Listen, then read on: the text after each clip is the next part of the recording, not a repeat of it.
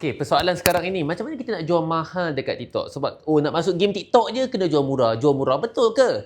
Okay, mas saya rungkai kepada hari ini. But sebelum tu, boleh tak korang cuba komen sikit? Apa masalah bisnes korang? Saya betul nak bantu. Komen je. Saya akan pick korang punya soalan, saya akan jawab detail gila kat whiteboard. Best kan? So, mas, saya jawab balik.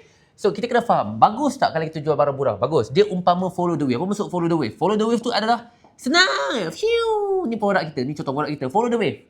Yang di mana buat konten bodoh-bodoh pun convert. Konten bodoh-bodoh pun convert.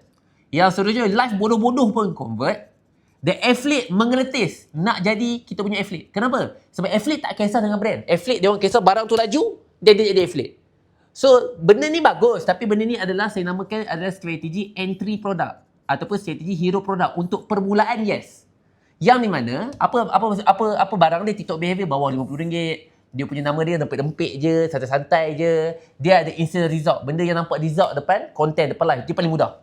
So, tapi alamak Tuan Dika, saya ni memang, keturunan saya memang nak jual mahal. Keturunan saya tak boleh jual bawah RM50. Saya nak jual yang premium, yang 200, yang 300. Boleh tak boleh? Boleh. Tapi ramai orang tak tahu step dia. So, kita kena faham, yang tu tak ikut wave TikTok. So, kita kena create the wave. Maksudnya apa dia? Kita kena buat ombak. Kita kena ada hammer.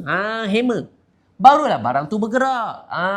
Saya bagi contoh, dia nak jual satu barang tu RM239. Boleh tak boleh? Boleh je. Tapi gerak kerja nak bagi 239 ni tak sama macam ni. Dia tak boleh konten bodoh-bodoh, tak boleh live bodoh-bodoh. So apa nak kena buat? Yang pertama adalah kita kena ada game presentation yang padu. Apa maksud dia? Iaitu adalah konten kita dah kena start cantik-cantik. Iaitu saya namakan dia konten brand.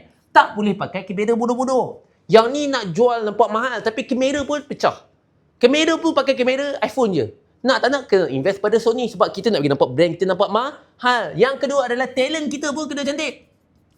Yang ni muka pun pecah. Dah start dah hire content creator yang ada lawa-lawa supaya ingat, muka cantik, muka handsome akan meningkatkan trust orang. So benda ni memerlukan apa? Sokong ataupun tidak memerlukan modal. Talent, nak hire orang talent memerlukan modal. Yang seterusnya adalah kita dah kena start paid marketing for brand. Dia berbeza. Apa maksud paid marketing for brand? Kita nak jual barang mahal, kita kena ada cost untuk kita layak untuk jual mahal. Contoh, Women's Alexander Muhammad. Contoh kita ambil Dior. Dior nak jual barang sampai 20-30 ribu. Okay? Dan dia punya cost tak adalah sampai 14 ribu, 15 ribu. Dia orang punya cost mestilah 1,000 ke 2,000 tapi dia orang mark up sampai 20 kali ganda. Sebab apa? Dia orang nak melayakkan untuk jual mahal, dia orang ada gerak kerja cost marketing untuk brand. Contoh, paid marketing for brand. Dia buat apa dia? Dia bayar ambassador.